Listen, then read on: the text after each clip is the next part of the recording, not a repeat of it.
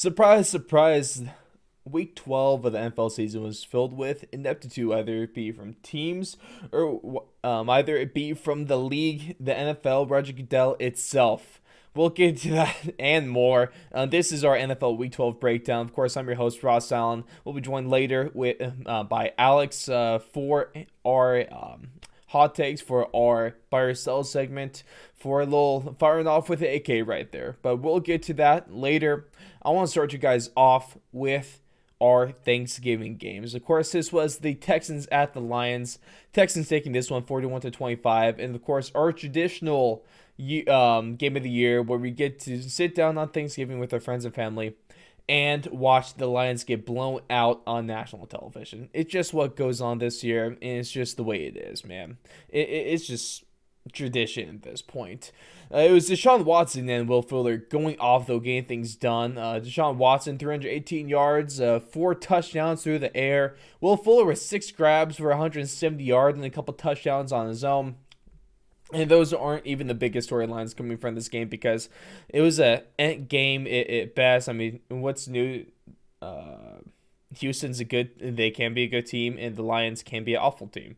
There's nothing new we learned from that. But the biggest things to take away is that Matt Patricia and along with the Lions GM Bob Quinn have been fired from the team, and all I have to say, it's about damn time. You'll hear a little more about this later when we get to the buy or sell segment. I got something to say about NFL coaching trees. Let's just leave it at that. Now, the news for the Texans this time is that Will Fuller has been suspended 6 games for PEDs. Apparently, he's been given medication by a doctor, which they did not know was a legal supplement. So we'll see how where this goes. We're also talking about Will Fuller in our buy or sell segment as well. The other Thanksgiving game was the Washington, name redacted, at the Dallas Cowboys.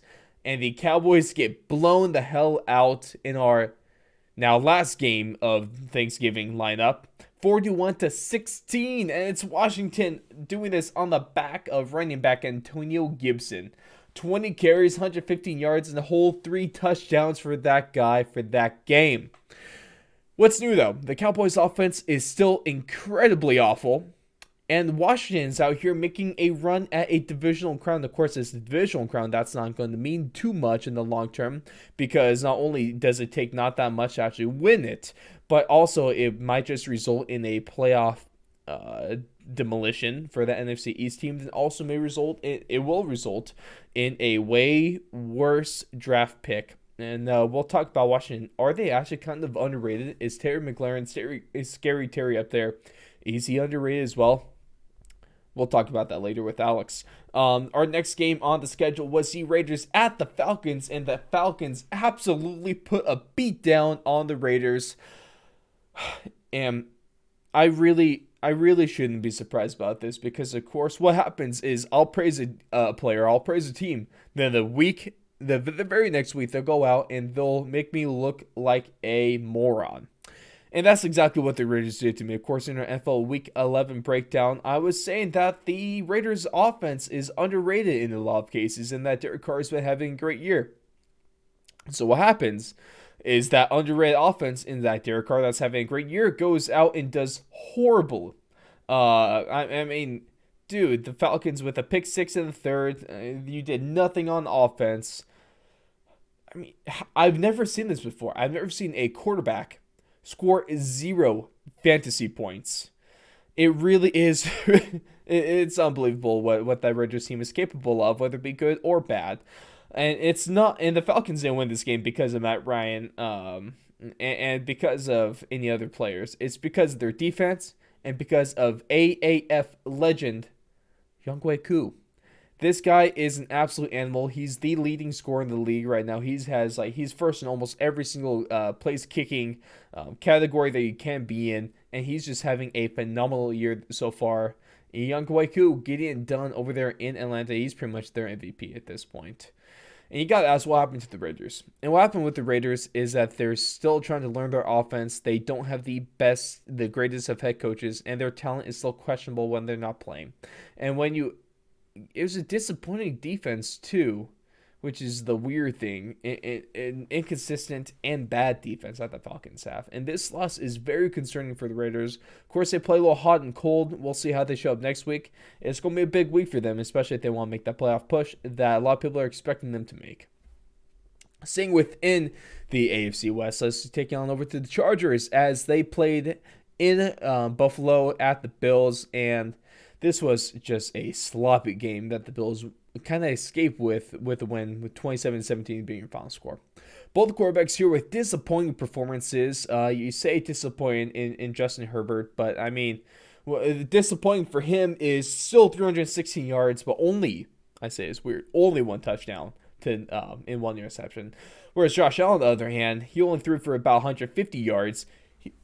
He had one rush TD, normally touchdown through the air, and then an interception. It's just not the best of games. It is really all this was. It was sloppy play for both teams. I mean, the Chargers gave up a trick play with a Cole Beasley touchdown, which who we were expecting from that one. That was just phenomenal, though. Very well executed, I have to say. Give the Bills credit for that. But the bright spot from this, probably the brightest spot, is going to be the Chargers getting their running back. I mean, Eckler goes out there in his return from the IR. He goes out and puts up 130 total yards. Feeling good for fantasy owners like me that finally got him back. And also that Chargers team is going to be a lot more dynamic with him. I can't wait to see what he looks like with Justin Herbert at the helm. If I'm a Chargers fan, I'm excited for this. Of course, that's really the only thing I'm excited for, but excited nonetheless. Our next game was the Giants taking on the Bengals, with the Giants taking this one 19-17 in the game another game that was just not good, and it's won by place kicking. Because, Graham Gano and Wayne Gallman doing it all for the Giants. Graham Gano with 14 out of the 19 points, and with 4 field goals. Gallman with about 100 yards rushing and a touchdown to be the only touchdown for the Giants this game. And believe it or not, we were talking about fantasy. Wayne Gallman has statistically been the most consistently good fantasy player this season. Who the hell would have thought that would be the case? The Bengals' only sign of life in this game really was a kickoff return of the first, which, although very exciting, it was about it. I mean, the Bengals are even more screwed without Joe Burrow. They're just not a good team. Brent Allen or Allen's not going to get it done up there in Cincinnati. And they're just kind of screwed at this point. If they weren't screwed even with Joe Burrow, they're definitely screwed now. And it's the Giants getting this win because if they want to save pace, wanted to keep their number one spot in the division. Washington won on Thursday, so they have to win. They go out, and they're still your top team in the NFC East. Next game was probably one of the most surprising wins, or at least performances, in all of Week 12. And that was the Titans taking on the Colts, and the Titans taking this one 45-26 in a huge AFC South game. And now the Titans do take sole possession of the AFC South crown or division. It was a really good Colts defense. That got demolished. And mostly thanks to not Ryan Tannehill. I mean, Ryan Tannehill did fine, A.J. Brown did fine. But it's Derrick Henry, man. Derrick Henry is just on another plane of existence right now. He's just absolutely amazing. He's crushing everything he does. There's no stopping Derrick Henry. We'll talk about him in our Buy or Sell segment. Is he a top 3 MVP candidate? Should he be a top 3 MVP candidate? Who are the top 3 MVP candidates? We'll get to that. Just stay tuned for that. But all I know is Derrick Henry, he gets almost 40 carries for 180 yards and 3 touchdowns. He is the lifeblood of this Titans team, and they know that. I mean, their quarterback, Ryan Tannehill, is based off the play-action game. He's the best quarterback in the league when it comes to throwing off a play-action. And that's exactly the way they want to keep it. They have an offense that really works well for them, and they just have to play their style of games, and they're going to do well this season. And they're probably going to be your representative out of the AFC South. The Colts are, though, very close. Very close. You don't have a guy like Derrick Henry, so that's going to put you at a disadvantage. Just the way it goes.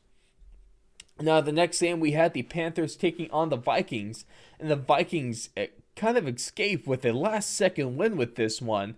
They come back late About the last 2 minutes of the game, they go up. They beat the Panthers 28-27, and it's Kirk Cousins continuing a good season, and it's Justin Jefferson remaining one of the top rookies in the league. It's Kirk Cousins goes out for another 300 passing yards, another 3 touchdowns, and surprisingly no interceptions to go along with that. I'm telling you that when he got that win on Monday night a couple weeks ago, the Monday Night Messiah, that he's now known as, he finally gaining a win on any Monday night. He's a changed quarterback. He's a changed man. And that Vikings, I'm telling you, they had a little bit of a bump in the road last week. But I'm telling you, they're going to be making a playoff push this season. Just you wait and see. There's also Justin Jefferson, 70 yards, a couple touchdowns. Great performance right there. They do fine with Adam Thielen out of the lineup due to COVID reasons. Justin Jefferson is the man there. He's definitely going to do well in replacing Stephon Diggs. And that whole deal with the Stephon Diggs trade is working out for the Bills. It's working out for the Vikings. Good trade for both teams is what we're seeing right now. It's the Panthers, on the other hand, though, with a close game that they can't finish. This has been the case in multiple games now, a handful of them this season. But nonetheless, I still like what I see from that Panthers team. They're still rebuilding. They're still growing. Still like what I see out of Matt Rule, that offense, that defense is coming along. If you're a Panthers fan, I believe you should have hope, and you should be looking forward to a team that's going to be good in the coming years. And like I said about the Vikings, you're really close to the playoffs. They're going to make a playoff push, and they're only one game out. They're only one game out of those playoffs, especially with that added 7th seed. That's going to really help them out this season. Our next game was the Cardinals at the Patriots, and the Patriots actually get it done with a defensive performance, winning this game to 20-17. Now, I'm saying defensive because it was a ugly game for both offense, really. The Patriots just kind of grinded it out. Cam Newton, non-existent, 84 yards, 2 interceptions. The only sign of life for the Cardinals was Kenyon Drake, who's also, talking about Wayne Gallman, Kenyon Drake is actually one of the better fantasy performers when it comes to having consistently good and reliable games. He goes out here about 80 yards, a couple touchdowns. If you're fantasy, that's phenomenal. If you're the Cardinals, it's just not enough, but you can't expect him to do all the work.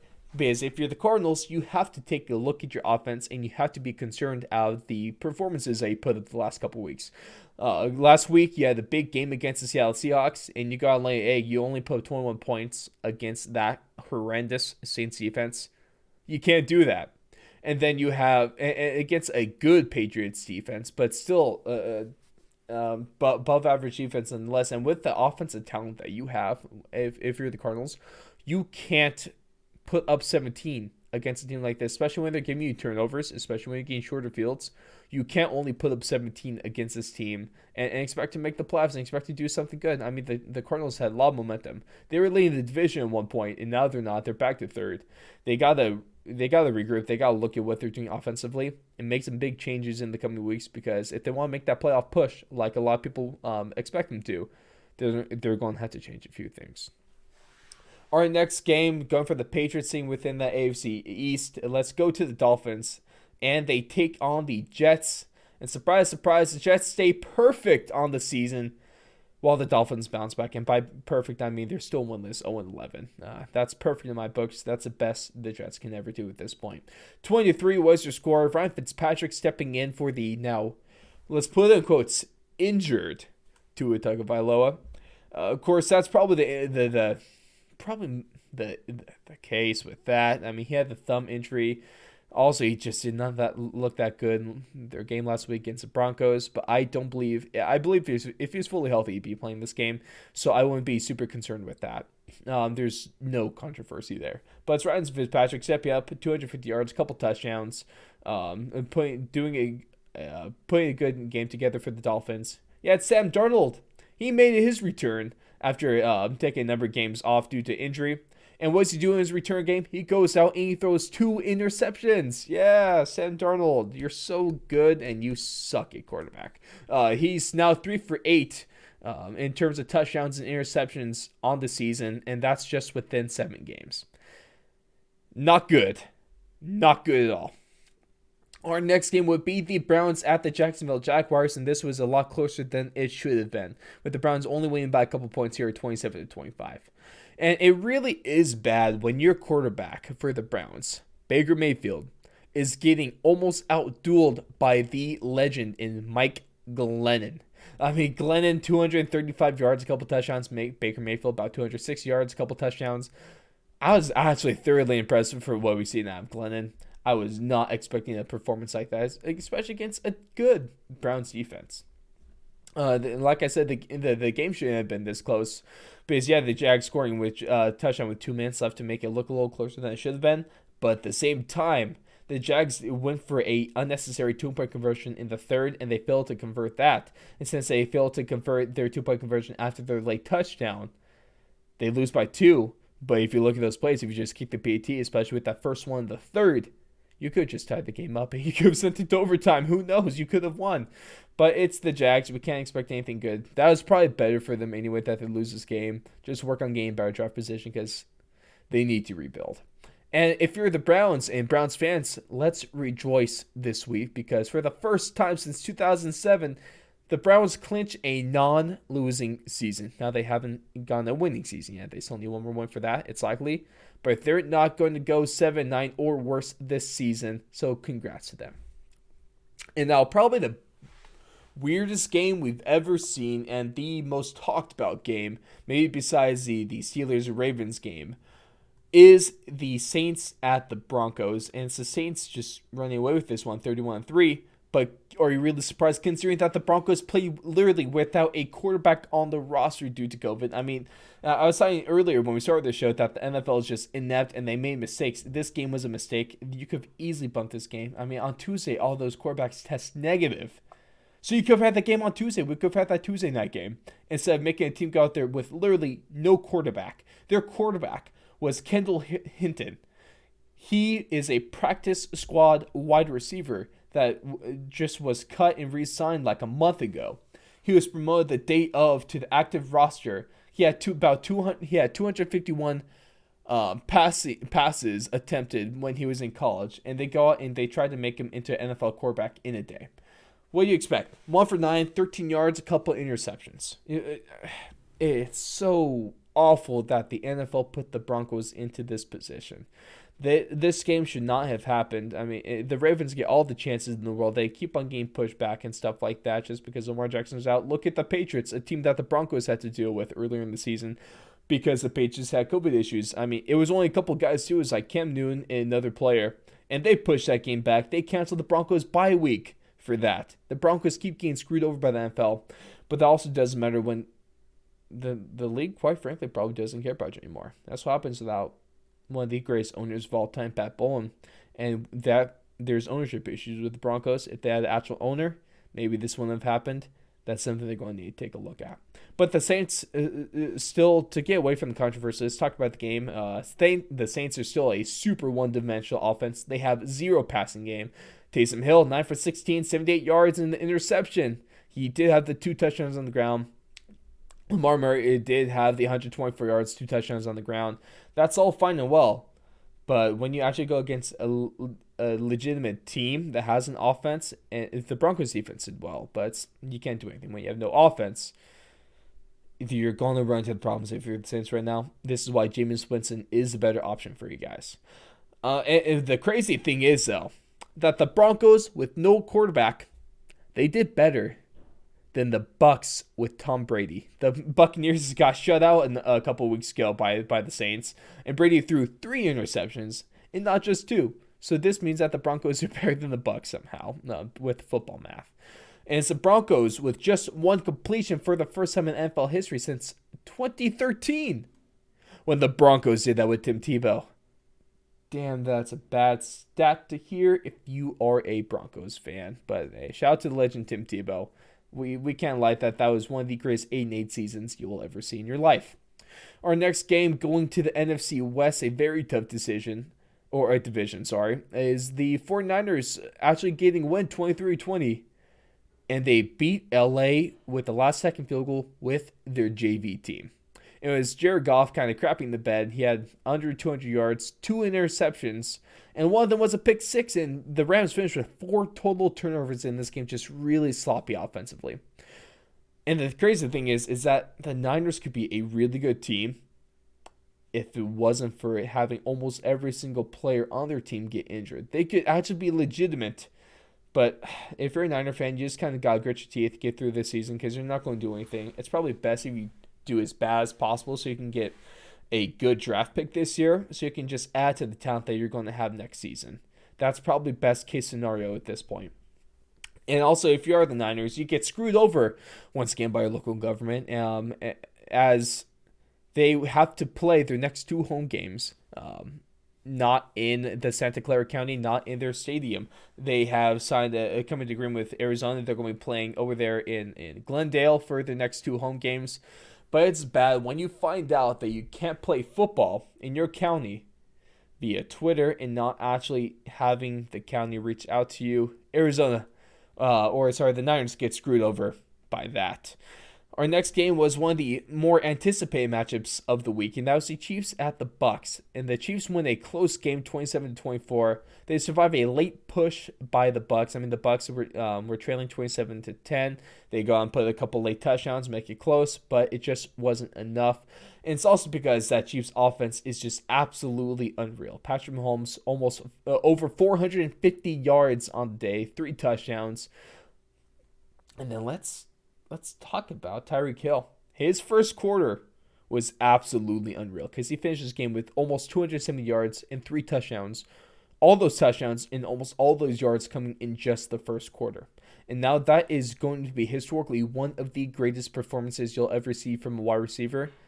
And that is just absolutely remarkable. And it really does show that Bucs defense, I mean, the Chiefs offense is amazing. There's no denying that. But that Bucs defense is suspect and it is questionable at best, and that's why they're not going to be a good playoff team if they even do make the playoffs. And the crazy thing is, Travis Kelce, if he finished with 82 yards receiving this game, and out of the top 3 NFL receiving yard leaders, Tyreek Hill and Travis Kelce are 2 and 3 respectively. That offense is so damn good, and yeah, Patrick Mahomes running away with the MVP. Good luck trying to stop them. The Bucs are now 2 games back in the division. Not looking good for them. Moving on to our Sunday night football game, we had the Bears playing at the Packers, and the Bears get embarrassed again. I mean, remember when they were 5-0 on the season? Remember when the Bears were looking their perfect record, top of their division, and now they... we all knew they were pretenders. It's just a matter of time until they showed it. And now they're really showing it. They've lost their last 5. I mean, they're 5-6, or they were 5-1 at one point. They're 5-6 now. And they're now tied for the second division. The Vikings are ahead of them at this point. And it just looks like that division is all but gone. And should they be rebuilding? We'll talk about that in our buy or sell segment. It's Matt Nagy, though, falling 1-5 against the Packers in his career. Obviously, that's not going to get you any brownie points in Chicago. And the game wasn't as close as the score shows. 41-25 is closer than it should have been because the Bears put 14 unanswered in the fourth. Pretty much just garbage time stuff. The game should have been more 41-11. It's Rodgers and Jones. That connection is still strong. With the early touchdown, the first for them, Rodgers finishes with a couple hundred yards and 4 touchdowns. And that Mitchell Trubisky and that Bears offense is absolutely nothing like the whole game until the fourth. But that's pretty much just garbage time stuff right there. It's bad news if you're a Bears fan. Hey, Khalil Mack, Allen Robinson, David Montgomery might be on new teams sooner than you might think. Our Monday night game was the Seahawks at the Eagles, and this was another game that was closer than it should have been. That was like the third game this week that is closer than it should have been. So the Eagles score a Hail Mary and a 2-point conversion with 12 seconds left, which is pretty much meaningless. But hey, you get your moral victory, you go out and do that.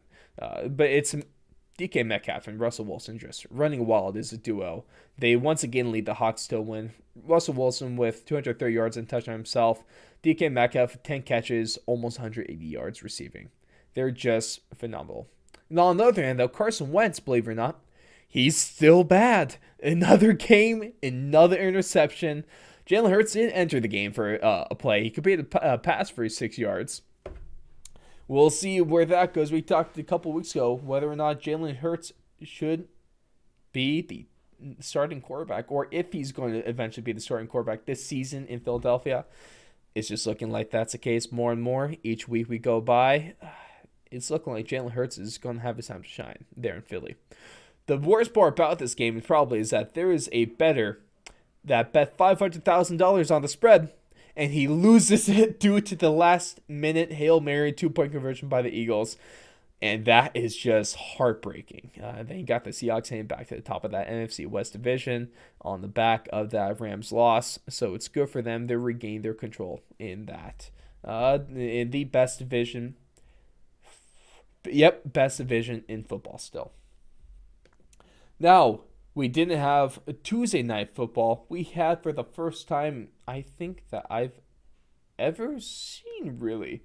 I do not believe that I have seen a Wednesday, not even night, a Wednesday afternoon game until this day, until this week, because we had on Thursday. I mean, it was just so weird, man, so weird.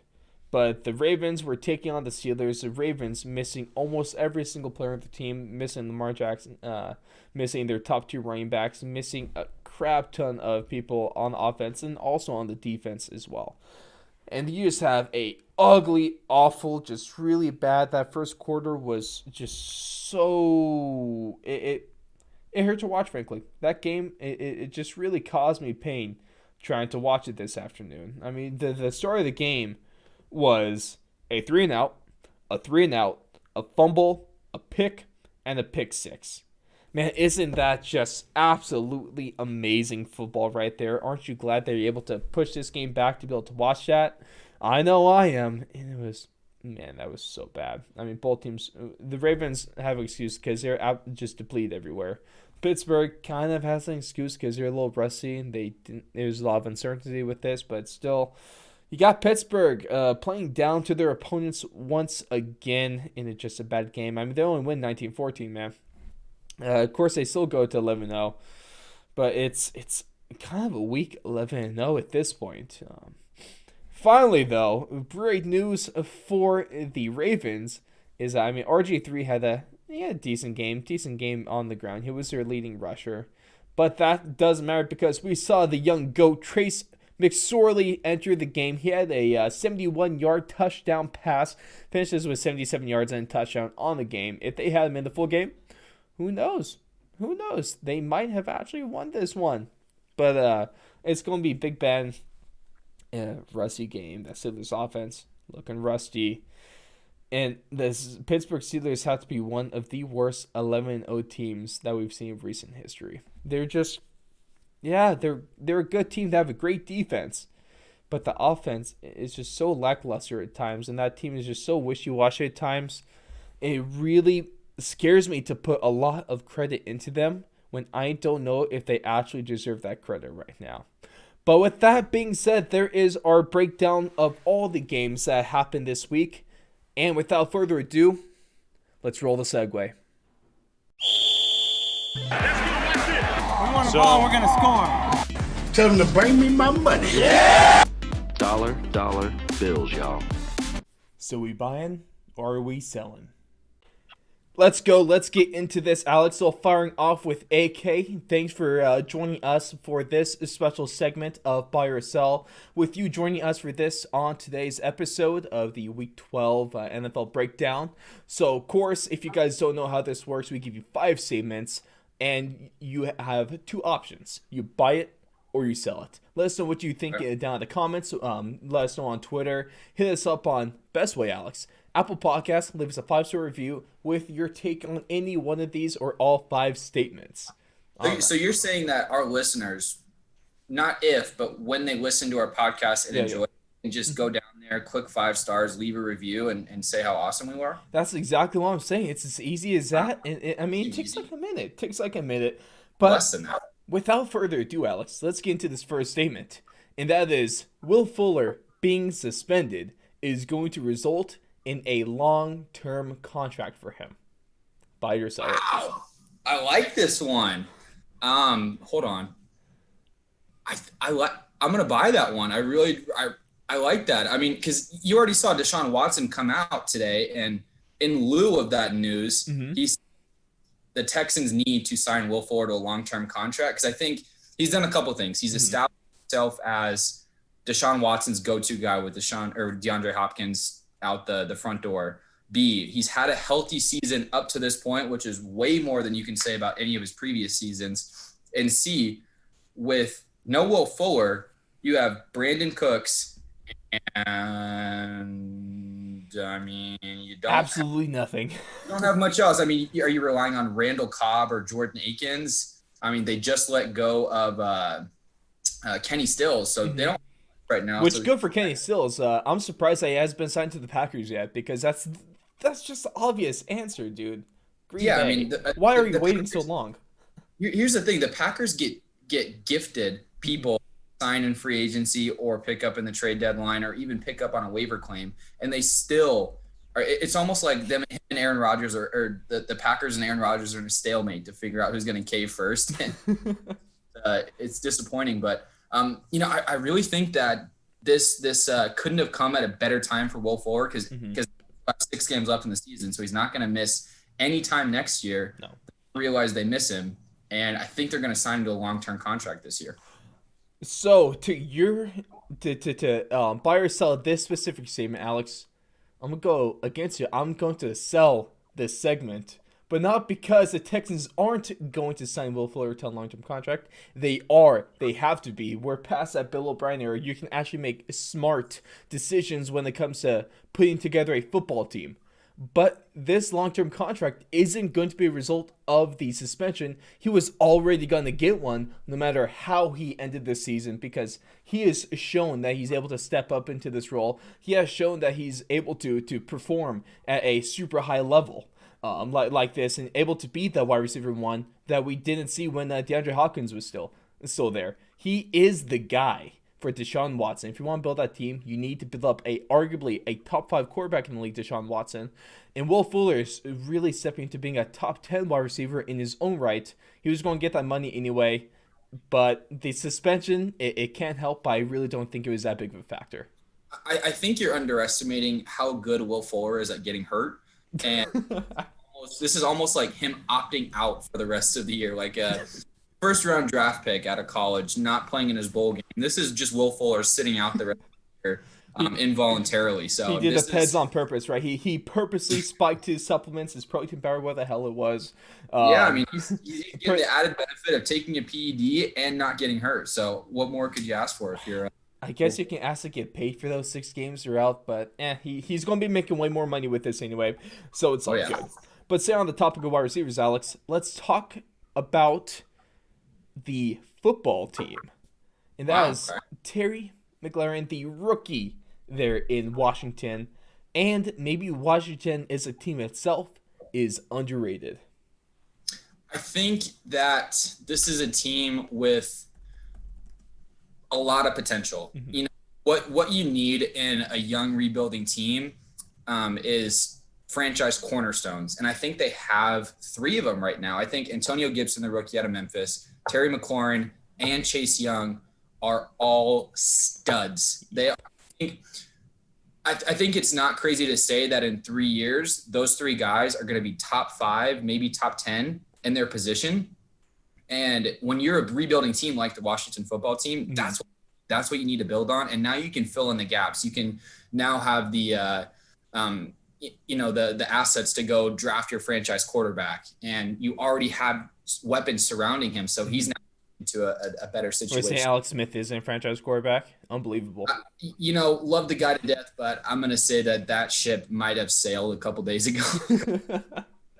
But yeah, no, I think I'm going to buy this statement because I think Terry McLaurin and Antonio Gibson are studs. And one of the hardest things to do as, a bad football team is continue to put up ridiculous stats. And that's what they've done. Once they surround them with, a competent quarterback, a great offensive line, other weapons to take the attention off of them, I think it's only going to exacerbate how good they are. And I think they have a good direction right now, and they have those franchise cornerstones to build off of. I really just do agree with you on that, Alex. I'm 100% going to buy this. Any bit of the stock that I can buy, I'm going to try buy as many pieces of this pie as possible because, yes, he is phenomenal. I mean, we talked last week whether some of these wide receivers are underrated, whether Cooper Kupp is the most underrated wide receiver in the league. We both agreed that he is not, and that's because this man right here, Scary Terry over there in Washington, is causing havoc with backup quarterbacks as the guy he's getting passes from. I mean, look him, he's almost at 1,000 yards through 11 games, okay, is a rookie on a crap team. But a crap team that does have a lot of potential. I really love, I mean, we're talking the Panthers. We've been talking them up this year. Matt Rule, a really good coaching hire. I like what they're building in Carolina, and so do you. I love what they're doing in Washington right now. I mean, speaking about the Panthers and head coaching, Riverboat Ron Rivera, not only does he kick the hell out of Cancer's ass, he goes out and he's, what do we hear when he joined the football team? He's going to change the culture. What did he do on day one? He took out the foosball table out of the locker room, and look where that's led, okay? Taking out foosball tables makes you tied for first in the division. I mean, they're still behind the Giants, and of course not saying much, but there's a lot of potential with this team. The football team is underrated, but especially Scary Terry. He's an underrated talent out there in Washington, and he's going to be good for a little bit, especially when you said if they actually get him a quarterback out there. No offense, Alex Smith. Really do love you, but fortunately, probably not the future of that team. And I'm sure he knows it too. Yeah. Next statement is that after a ridiculous performance that I highlighted with Derrick Henry in their game against the Colts, I got to say, Alex, Derrick Henry is a top 3 MVP candidate. What did I tell you a couple weeks ago? It is almost Tractor Cito season. That time is now. Tractor Cito is fired up. He's ready to go. He's got a full tank of gas, and he is ready to punish people in the month of December. And I'm going to sell this statement because running backs don't win the MVP, and that's just something that happens. Yeah. Because you can have a quarterback in week 15 or week 16 have a good game, and all of a sudden they're a top 3 candidate. So is he just going to still for Offensive Player of the Year? Is that what and that's the thing is, like, I think he's got a better shot at getting Offensive Player of the Year than he does getting MVP, which is kind of, I think they should just change the name of just the best most valuable best quarterback of the league, or MVP most valuable quarterback, Offensive Player of the Year is actual best player of the year. Or do we just make that just running backs then? I mean, whatever we can do to get Derrick Henry an award for how freaking good he is with. So I'm going to have to sell the statement, but I'm going to buy Tractor Cito season, and I'm going to buy that the Titans are going to make a deep run in the playoffs because I think they are the second best team in the AFC. That's right. Hey, I was hot on the Titans for a little bit. Of course, my love for them kind of took over the last couple weeks, but they just show us what they can. Hold on, Ross. What? Hold on. What? This is coming from the same guy that was on the other side of the Pittsburgh, Tennessee. I said Tennessee the whole way. You were saying Pittsburgh, okay? No, I know, but now I'm flipping, and now I'm saying Tennessee. So. Hey, you're joining my team. I know. I said I think I owe you an apology. Hey, Alex. I was on Pittsburgh earlier, and even though they're 11-0 and they put out for me that week and they good, I'm starting to flip the script now because it's Tractor Cito season. Hey, Derrick Henry has a way of changing people's minds. I do appreciate you. Better late than never to hop on the bandwagon, Alex. It's great to have you on.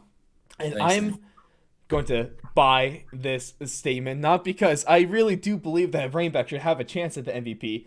Maybe not this year because Patrick Mahomes and Aaron Rodgers are undoubtedly the top 2 guys for that award right now. Mahomes, of course, the number 1 spot. There's running away with it. There's no debate about it. It's going to turn into a LeBron James issue where he's going to be doing this every single year, but he's not going to get MVP because we're used to seeing this, and that's a whole different discussion we can go down. He's competing against himself every single year. Exactly. But I will say that between, we all know the third would be Russell Wilson or it would be Derrick Henry. And as of right now, I believe Derrick Henry is a better MVP candidate than Russell Wilson. That's not saying much. It's really like 1, 2, 3, A and B. But I'm going to buy this. Derrick Henry, if he's not, he should be a top 3 MVP candidate. The fourth statement is, I don't think it's much. It'd be interesting if we could actually debate about this, because I don't see one, and that is that the Jets are better without Sam Darnold on the field, and they are better with the elite one, Joe Flacco. So before I answer this question, I'm going to need you to define what better means, because the way I'm looking at it, doesn't matter who's on the field, they aren't getting any W's. So I'm saying better as in having at least as many touchdowns to interceptions in a game offensively. Okay. Well, I'll buy that part. What's crazy to think, though, is, I mean, I think we had this debate earlier in the year of, if Sam Darnold goes to a different team, could, he actually turn his value around, and could he be a serviceable starting quarterback? This is probably back when they were only 0-4 instead of 0-11. Yeah, and I think that we just give too much credit to a guy that has the mold of a a prototypical franchise quarterback, and we overlook the fact that he's just not that good. Nope. And, I'm gonna buy this statement because I just don't think Sam Darnold's that good of a quarterback. I think he's, it's one thing with these guys that are, he's 6'5", 6'6". He's got a cannon for an arm. He's pretty mobile. He's big. He has a sixth sense. He has more than 5 senses. He has a sixth because he sees ghosts. Me and Jalen talked about this a number of months ago. He's got that going for him at least. But I think these guys, they dominate at such a high level in Pee Wee, in high school, even in college. He was a good quarterback, and then when he gets into the NFL, and it takes preparation, reading the defense. He didn't have to do that in high school. He didn't have to do that in college because he was so dang talented. He's one talent. Yeah, exactly. And now, so when everyone's talented and more talented, it just doesn't work. And I agree with you, Alex. I'm going to buy this statement because at least I feel like Joe Flacco normally at least it throws if he throws for an interception or two, he's at least throwing for another touchdown or two because garbage time. But that's besides the point. At least he's not afraid to sling it, and he actually knows what kind of team he's looking for. And we could also put more weight into Joe Flacco as he is a Super Bowl champion in his own right. So we do have to respect that a little bit. I feel like it's easy for you to bash Sam Darnold. USC graduate, and Sam Darnold, of course, you UCLA guy. So that rivalry is right there, all set up for you. But the Sam Darnold is just not a good quarterback. It's time to cut bait. It's time to. I would bench him so he can't. His stock is already extremely low. His trade value already extremely low. You're not going to get jack from. You might be able to get a 6th rounder if you're lucky. So what I say right now, bench him so his stock can't, or for his trade value can't get any lower. So you can at least get a 6th instead of having to sell for a 7th, or let alone just cut the guy.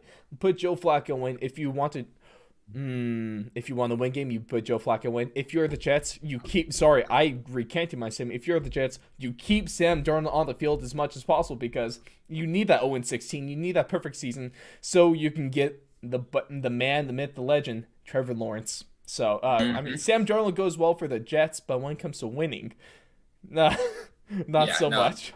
I mean, I think it's crazy that the two LA quarterbacks that came out in the same draft class, Josh Rosen and Sam Darnold, both were horrible, but at least the Arizona Cardinals saw, had foresight and were like, I think Josh Rosen's a bad quarterback. Let's get a second. They got a 2nd round pick that's pretty good. And I feel like out of the two, Josh Rosen is in the better spot, or he's almost in the worst spot because at least Sam Darnold has had opportunity after opportunity after opportunity to prove to the league that he sucks. Yeah. I mean, Josh Rosen, on the other hand, he got a handful of games with a god-awful Cardinals team, and since then he hasn't had the chance. So I kind of feel for him in a way. Do I think he would be an NFL starter anyway? No, I do not. Don't put words into my mouth because he's not that good. But at least Sam Darnold has gotten the chance to prove that he sucks. And then speaking about bad quarterbacks and teams that can win, let's talk about the team that got blown out on Sunday Night Football. Is it? So here we go. 5th statement, Alex. It's time for a full rebuild in Chicago. I think it's. I'm gonna sell this statement because I think in the NFL it's just it's really, really tough to do a full rebuild. Mm-hmm. It's not like basketball. You can't just throw anyone out there and they're not going to get embarrassed or not going to get hurt. But when you're in the NFL, it's really, really hard to put out a product that is that bad, because you start to get into the territory of, these 0-16 teams, which just become laughing stocks of the league. And it is so hard to rebuild your brand from there that a full rebuild it doesn't make sense from a team building perspective. They have good pieces still. They have Khalil Mack. They have Kyle Fuller. They have Eddie Jackson. They have talent there.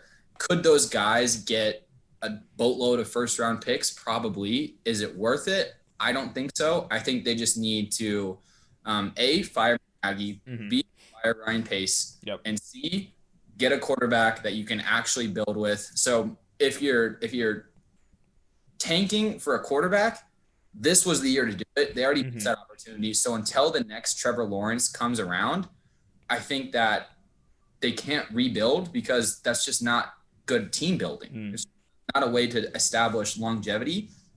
So I don't think it's time for a full rebuild, but I think it's time to be selective and go after the next Trevor Lawrence whenever that opportunity arises. But in the meantime, field your 6-10, 7-9, 8-8 teams, because you don't want to completely flip the script and turn into the Dolphins or turn into the Browns or turn into the Jets, because it's so hard to rebuild that image. Hey, turn to the Dolphins. Put a little more respect on the Dolphins there, Alex. But still, they were still like a laughing stock of the league for they're for a solid amount of time. I mean, so it's just between the end of Dan Marino and probably until this season, it's not been pretty for them.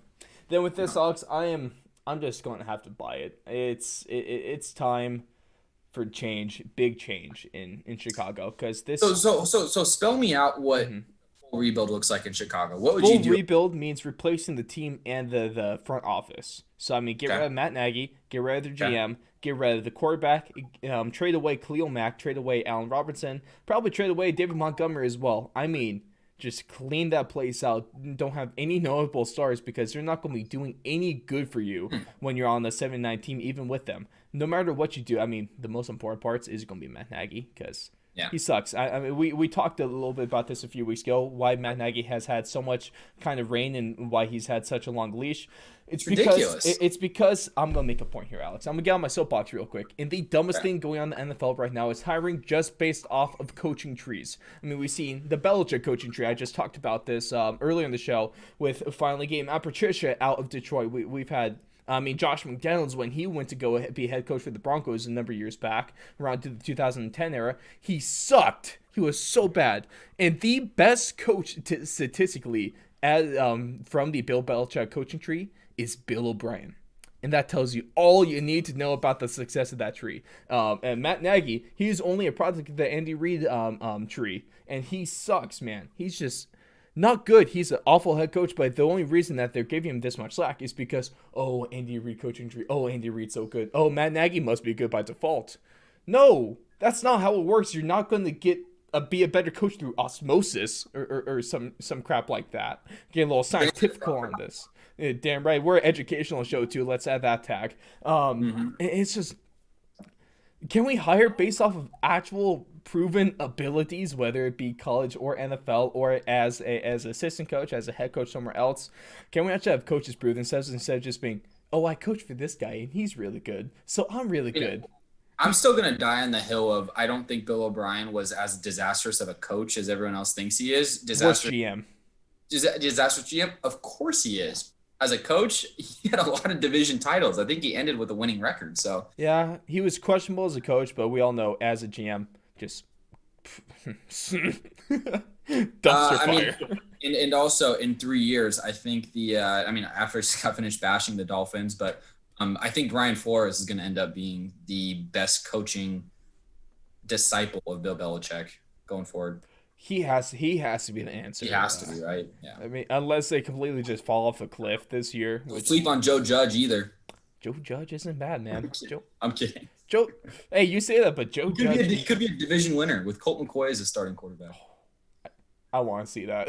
I want to see that bad. Colt McCoy still got robbed in the national championship game like a decade ago when he got injured, against Bama.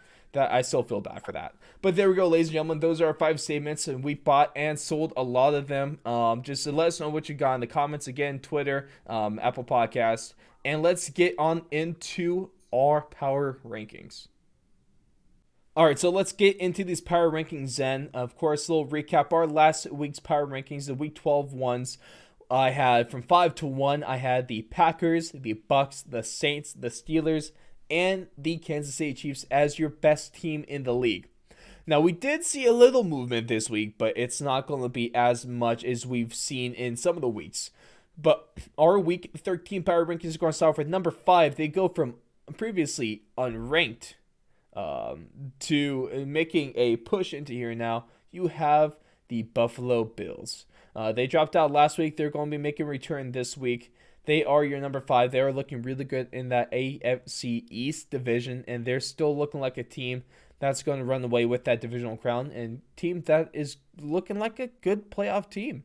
They really do. Of course, it's a little iffy sometimes, but I like what I see with the Bills, and I believe that they are deserving of this spot as of right now. But it's really, really close to the other teams that just barely missed out. Number 4 this week, they're going to move up. They were a number 5 team last week, the Packers. The Packers are going to move up to number 4 this week after a phenomenal performance on Sunday Night Football. I mean, Aaron Rodgers still looks amazing. And just Green Bay, it's not that hard. You win a whole draft without doing anything for Aaron Rodgers. You guys have a really good potential this year at actually making a great playoff push. So you still need weapons. You still need wide receiver help. For the sake of everything, man, just sign Kenny Stills already, please. Texans just released him. He's supposed to be going to a contender. You need wide receiver help. You get Kenny Stills. It's not that hard of a thing to do. Oh, Green Bay. When are you going to sign him, damn it? Just hurry up and get to it, because it should not be taking this long. Oh, I guess that's besides the point, but you guys, just make it happen already. You'll be a better team for that. And then our number 3 team is still going to be the New Orleans Saints. They looked, out fine. They look great. There's still no one really in the NFC that can match them at this point, especially with their only other kind of contender being in their own division, with the Rams losing, the Seahawks winning a poor game to their offensive standards. So they're still the top dog in the NFC, and they're still number 3. Number 2, just because they're undefeated, Pittsburgh Steelers. If they lost the game, they would still be top 5, but I probably have the Packers over them too. The Saints and Packers. They might be dropped down to number 5. But they are a undefeated team. They have one of the best defenses in the league. I still have to respect that. They're still number 2. And of course, number 1 is going to be Kansas City, because you can't duel them. Their offense is just too damn good. It's better than last year. And they are rivaling that 2013 Broncos team that made it to the Super Bowl that had, of course, they got blown out. But they had one statistically and just in terms of talent, they had one of the greatest offenses of all time. The Chiefs are really damn close to matching that and surpassing it. Dropping out this week was the Tampa Bay Bucks, of course, and on the cusp, the teams that I have barely missing the top 5 are the Seattle Seahawks and the Tennessee Titans. Of course, if any one of these teams slips up, they'll probably be in there sooner rather than later. But there we go. There's the top 5 from 5 to 1. The Bills, Packers, Saints, Steelers, Chiefs. Let me know what you guys think about that, whether you leave it in the comments, whether you hit us up on Twitter, on Instagram, or you can, best of all, go to Apple Podcasts, leave a 5-star review with your Week 13 top 5 power rankings. But that being said, ladies and gentlemen, that's going to do it for us for this week. This has been our NFL Week 12 Week 12 NFL breakdown, excuse me. Make sure to check out all of our great content going on right now. Getting a lot of interviews done recently. If you're a UFC or MMA fan, you should be very happy with the stuff that we got going on right now. Of course, a couple weeks ago, we had Justin James a couple times. We had recently, last week, released Sasha Platnikov. Just released this week, we had Alex Morano. He's fighting a UFC Vegas 17 now. Justin James is fighting UFC Vegas 16.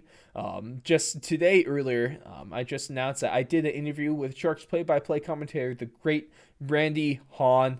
That'll be out soon. Of course, we got another interview going down later this week. So a lot of great stuff for you guys. Just keep it tuned here. We only need, as of recording this, only one more subscriber left until we're 100 for YouTube. So if you have any ideas for a 100 subscriber special, just let us know. It's been fantastic, and we really, really, really do appreciate the hell out of you guys, and every single one of you that has ever listened to one of our videos, whether you've loved it, whether you've hated it. I still really do appreciate you. Thanks for sticking to the end. Thanks for tuning in this week. And we will catch you guys in the next one.